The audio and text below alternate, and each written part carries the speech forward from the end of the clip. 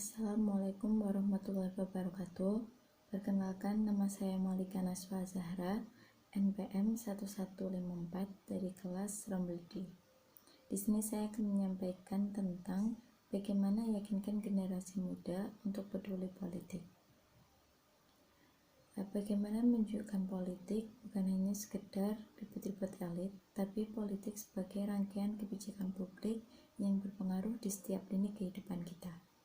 Politik tidak hanya berpengaruh ketika 5 tahun sekali kita pemilu atau kita saat memilih pemimpin daerah.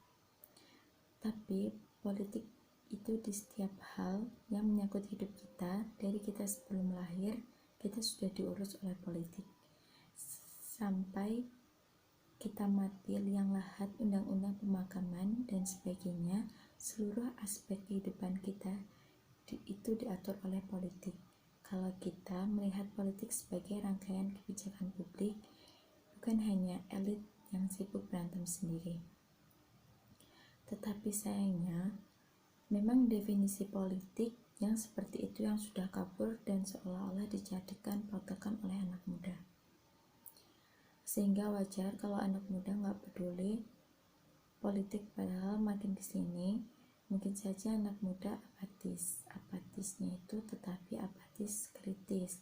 Mereka memisahkan antara urusan politik dan sosial, padahal sekali lagi itu tidak bisa dipisahkan. Memang lumayan sulit untuk membuat anak muda tidak melihat politik sebagai sesuatu yang menjengkelkan. Indonesia sangat memerlukan generasi anak muda yang bersedia ikut berjuang bersama demi kemajuan negara melalui politik.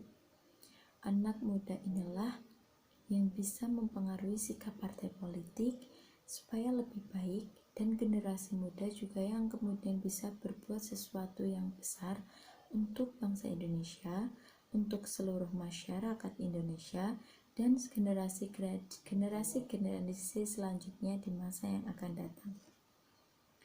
Mustahil rasanya berdemokrasi tanpa partai politik. Ketika di awal perjuangan, tentunya tidak akan luput dari yang namanya tantangan, hambatan, dan ribuan rintangan yang akan tetap. Hal itu semua adalah hal yang wajar dalam sebuah perjuangan. Lagi-lagi, generasi muda adalah generasi penerus tonggak estafet pembangunan bangsa, sehingga kita